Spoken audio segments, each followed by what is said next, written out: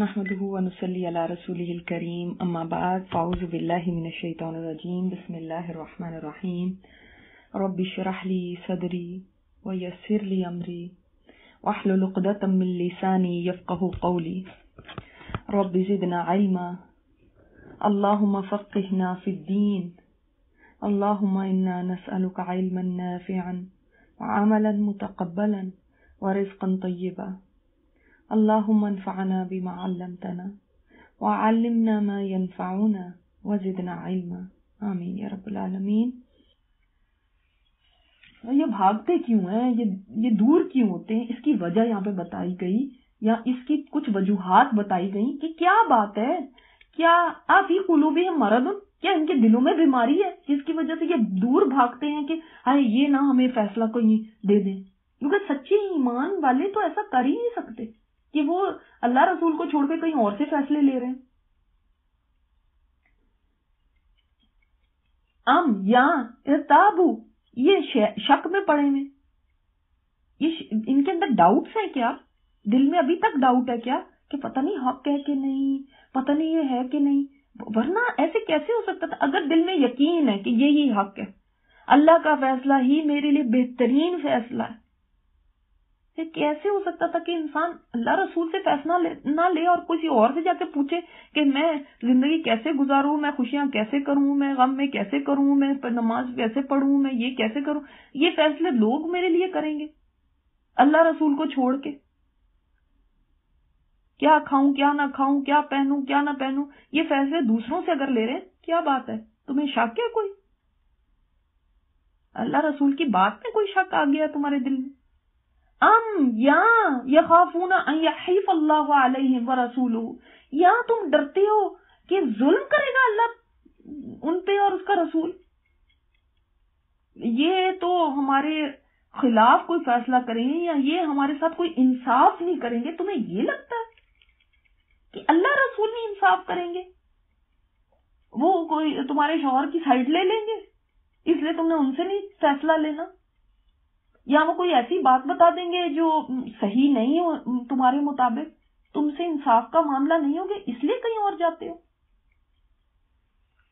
دیکھیں اگر دل میں نور ہی نہیں جلا ہوا، وہ چراغ جلا ہی نہیں ہے، دل کے اندر کجی ہے، تیل تو میں نے بتایا تھا نا پیور ہی ہے، لیکن اگر دل کا شیشہ میلا ہو چکا ہے یا وہ فلیم ہی نہیں ہے اندر، وہی بالکل یعنی چراغ ہے ہی نہیں اندر جو جلنے کی کیپیبلٹی رکھتا ہو،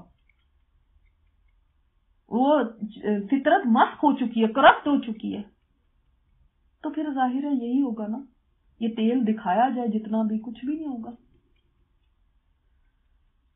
اندر بیماری ہے، مرض ہے اندر، یہی سورہ بقرہ میں ہم نے پڑھا تھا۔ پھر آپ مرض اگر ہوگا تو پھر جتنی مرضی کلاسیں لے لیں، جتنے مرضی جو لیکچر میں بیٹھ جائیں، جتنی مرضی چیزیں پڑھ لیں، کچھ فائدہ نہیں ہوگا، وہ دل میں ایمان ہی نہیں، وہ اندر ہی فطرت ہی کرپٹ ہو چکی ہے۔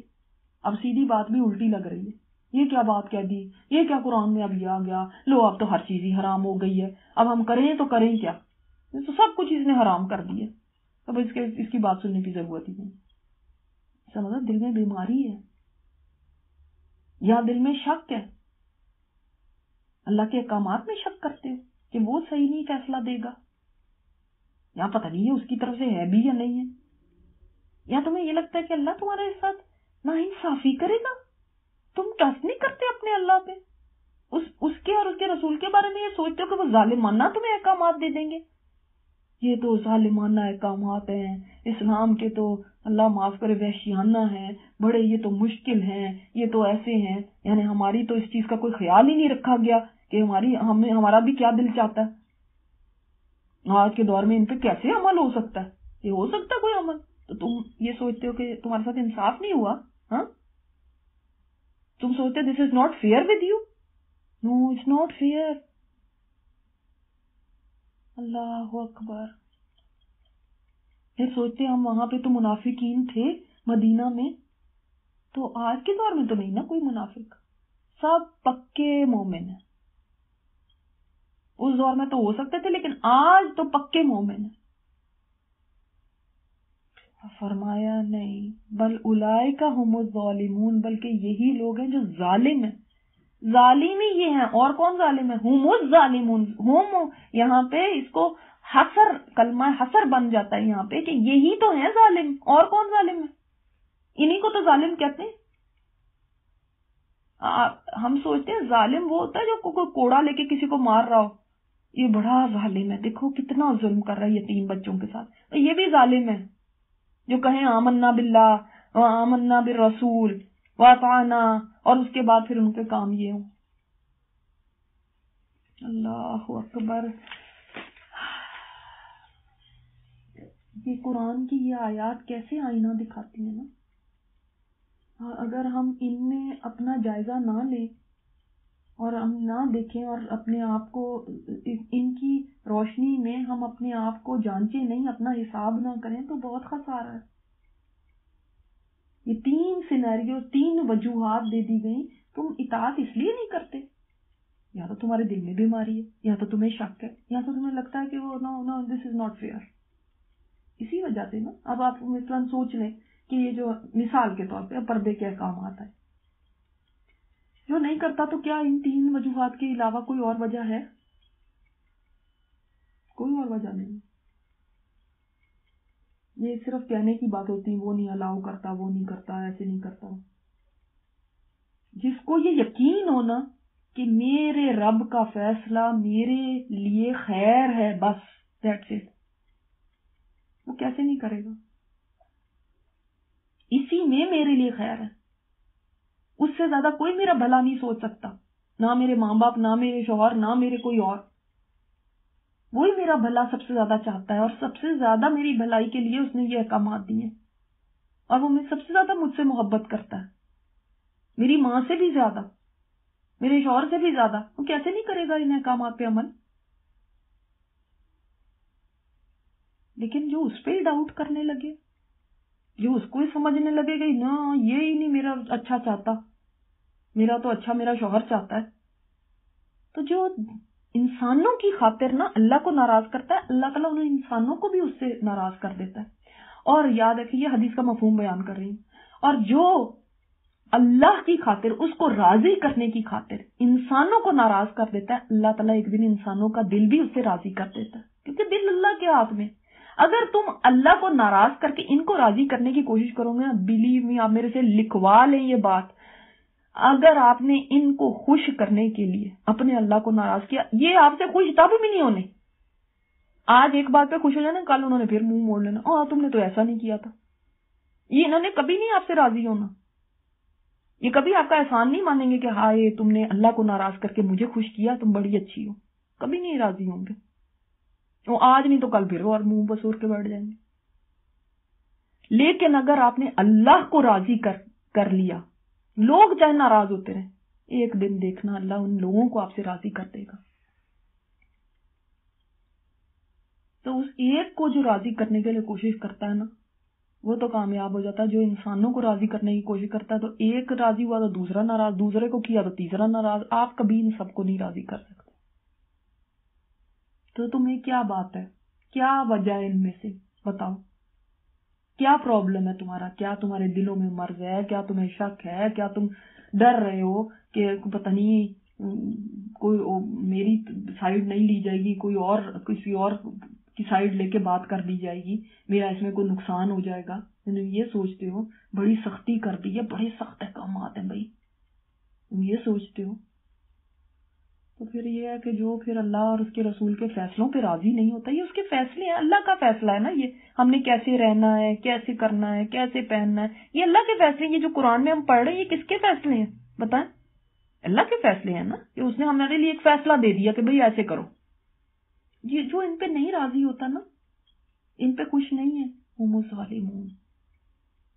دوسروں کو پھر ہم کیا ظالم کریں؟ تو ہم خود ہی ظالم ہیں. اور مومن کیسا ہوتا ہے؟ اللہ اکبر. مومن کا کردار بھی اللہ ہمیں ایسا بنا دے. یا اللہ کئی یہ آیت خاص طور پہ اگلی جو آیت ہے 53 پڑھ کے مجھے تو ایسے لگ رہا تھا کہ یہ جیسے کہ میری ہی بات ہو رہی ہے، مجھے کہا جا رہا ہے. ایسی یہ آیات ہیں. اب یہ مومنوں کا کردار کہاں ہے؟ اور یہ 51 اور 52 آیت ہے نا، یہ ہمارے لیے ٹیسٹ ہے. اس میں دیکھیں اپنے آپ کو، یہ کیا ہم اس کردار سے کلوزر ہیں یا نہیں. فرمایا انما کان قول المؤمنین. اچھا مومنوں کی بھی بات سن لو کہ وہ کتنے پیارے ہوتے ہیں. ایک وہ کردار اللہ تعالیٰ نے آپ کو دکھا دیا جو 47 آیت سے لے کے 50 آیت تک ہے، ٹھیک ہے. اب دوسرا کردار آپ دیکھیں، دوسرا کیریکٹر آپ دیکھیں کہ بے شک انما کا میں نے آپ کو کیا بتایا تھا، انا اور انما میں کیا فرق ہے؟ انما کلمہ حصر ہے، بس ان کی تو صرف ہی یہ بات ہوتی ہے اور کوئی بات ہی نہیں ہے، ٹھیک ہے. یعنی یہ کنفائن کر دیتا میننگ. انما کانا ہوتا ہے قول، بات جو وہ منہ سے نکالتے ہیں نا مومن، ان کی کیا بات ہوتی ہے؟ اذا دعوا الی اللہ ورسولہ، جب ان کو بھی تو اللہ اور اس کے رسول کی طرف بلایا جاتا ہے، لیحکم بینہم، کہ وہ ان کے درمیان فیصلہ کرتے ہیں، ان کو بلایا جاتا ہے. قرآن یہ کہہ رہا ہے اللہ نے تمہارے لیے یہ فیصلہ کر دیا ہے، اس کے رسول نے یہ فرما دیا ہے. تو اب وہ آگے سے کیا کہتے ہیں؟ ادھر آپ نے کیا دیکھا تھا، وہ کیا کرتے تھے؟ منہ موڑ لیتے تھے، اعراض کرتے تھے. اور یہ کیا کرتے ہیں؟ ان یقولوا، کہ وہ کہتے ہیں سمعنا واطعنا. سبحان اللہ، کہ کوئی تیسری بات ہی نہیں ہے. سمعنا واطعنا، اس کے اندر کوئی یہ نہیں ہے سمعنا ثم اطعنا، ہم نے سن تو لیا پھر ہم نے مان لی، پھر کوئی دیری نہیں ہے، اسی وقت ہم حاضر. اچھا اللہ کے نبی نے یہ فرمایا، ان کا فیصلہ سارا آنکھوں پہ. اچھا اللہ نے یہ فرمایا، اس کی بات کے آگے تو فوراً مجھے قبول ہے، کوئی بات ہی نہیں ایسی. ہم نے سیرت میں پڑھا کہ وہ انہوں نے ہانڈیاں چولہوں پہ رکھی ہوئی تھی، یعنی ہانڈی پک رہی تھی اور ان میں گدھے کا گوشت تھا اور بھوک بھی لگی ہوئی ہے. ادھر آپ صلی اللہ علیہ وسلم کا فیصلہ آ جاتا ہے کہ یہ حرام ہے، یہ نہیں کھانا. ہانڈیاں چڑی ہوئی، ہانڈیاں بھوک میں اٹھا کے اور پھینک دی. یہ کیا ہے؟ یہ ہے سمینا واطعنا. یہ نہیں آہو آپ کو نہیں اتنا خیال آیا، ہماری تو بھوک تھی اور اب ہم کیا کریں، ہم سفر میں آئے ہوئے ہیں، نہ ہمارے یہاں پہ گھر ہے کہ ہم وہاں سے ہی اور لے آئیں، آپ نے ہماری بھوک کا بھی نہیں احساس کیا. دیکھو ان کو تو اتنا بھی نہیں احساس ہوتا، دیکھو یہ کیسے ہے، یہ ان کو نہیں پتا کہ ہم کہاں سے کھائیں گے اب، اور ہمیں کتنی بھوک لگی ہوئی ہے. اور کیا ہے، یہ کوئی باتیں نہیں بنائی. اور یہ آج کے وقت کے اندر پتہ نہیں ہے یہ کتنے مشکل ہوں گے یہ احکامات پہ عمل کرنا. نہیں، سمینا واطعنا، بس سن لیا ہم نے، مان لی، کوئی بات ہی نہیں ہے. یعنی کتنا کھلا دل ہے ایمان والے کا، وہ کیسا ہوتا ہے، وہ ہائے وائے نہیں، یہ بھی حرام ہے، یہ بھی حرام ہے، یہ کیا بات ہوئی، لو پھر ہم کریں تو کریں کیا، ہم جائیں تو جائیں کدھر، ہماری تو زندگی مشکل کر دی ہے، ہمیں تو یہ ہے. ہم آئندہ سے سنا ہی نہیں کریں گے کیونکہ یہ تو اسلام کے ہیں ہی بڑے مشکل، کون اب ان کو کرتا پھر. نو نو نو. اللہ اکبر. میں سوچتی ہوں کہ کتنی اصلاح کی ضرورت ہے ہمیں. آپ کو تو نہیں میں کہہ رہی ہوں، میں اپنے آپ کو ہی کہہ رہی ہوں کہ کتنی اصلاح کی ضرورت ہے کہ اللہ تیرا حکم آئے تو فوراً بس منہ سے نکلے سمینا واطعنا، بس سن لیا ہم نے، مان لیا، فوراً قبول، فوراً. ہم نے نہیں پوچھنا ہے کہ میں اس سے جا کے پوچھوں، ابھی میں مشورہ کروں گی گھر میں، ابھی میں تھوڑی باتیں اس سے پوچھوں گی، اس سے کروں گی، کیا کریں، ابھی بچوں سے بھی تو پوچھنا ہے، پھر شوہر سے پوچھنا ہے، پھر اس سے پوچھنا ہے، پھر کریں گے تو کریں گے کیا پھر. اچھا کوئی اور آپشن نہیں ہے، اچھا پھر کس طرح سے یہ ہوگا. یہ سمینا واطعنا پتہ ہے کون کہہ سکتا ہے؟ جس کو ٹرسٹ ہے اپنے اللہ پہ، جس کو ٹرسٹ ہے. اللہ اکبر.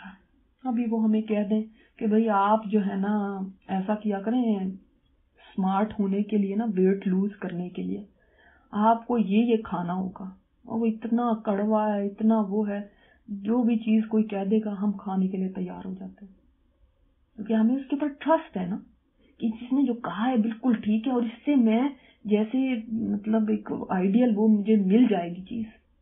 ہمیں نام جنت کے شوق ہے ایسے کہ ہم کہیں گے ہائے جنت مل جائے گی، اس سے زیادہ ہمیں یہ شوق ہے کہ میں پتلی ہو جاؤں. پتلی ہونے کا نسخہ کسی سے پتا چل جائے تو دیکھنا کس طرح سے ہم کرتے ہیں، چاہے اس کے لیے کچھ بھی کرنا پڑے، کتنی بھی مہنگی کوئی چیز لا کے کھانی پڑے، کرتے ہیں نا.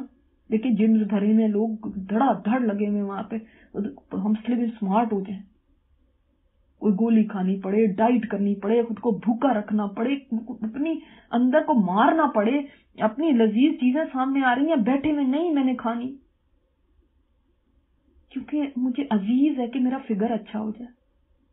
لیکن جنت اتنی بھی عزیز نہیں کہ اس کی خاطر ہم ذرا سی بھی کوئی قربانی دے اور کہیں کہ نہیں مجھے جنت چاہیے، چاہے مجھے اس کے لیے کچھ بھی کرنا پڑے۔ یہ ول نہیں ہے جنت کے لیے۔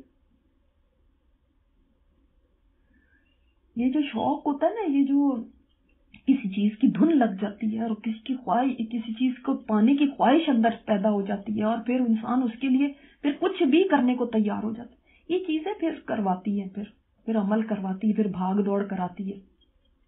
اور جب یہ شوق ہی نہ ہو، جنت تو مجھے ویسے ہی مل جانی ہے، اتنی مجھے مشکل کرنے کی کیا ضرورت ہے؟ فلانے کو تو ایسے ہی مل گئی تھی، بس کتے کو پانی پلانے تھے، اور مجھے تو ویسے ہی مل جائے گی، میں نے تو اور بھی کتنے کام کیے ہیں۔ یہ چیزیں ہوتی نا، یہ شیطان ڈالتا ہے، وہ کرنے کی کیا ضرورت ہے اتنا؟ وہ اللہ غفور الرحیم اس نے ایسی دے دینی ہے، تم اتنی اپنے آپ کو کیوں ہلکان کرتی؟ اللہ تو غفور الرحیم ہے، لیکن تم نے بہت بڑا رسک لے لیا، بہت بڑا رسک لے لیا۔ وہاں پہ ایک چیز پہ بھی اللہ نے کھڑا کر لیا نا کہ بھائی بتاؤ، میرا یہ حکم تم نے سنا تھا، پھر تم نے آگے کیا کیا؟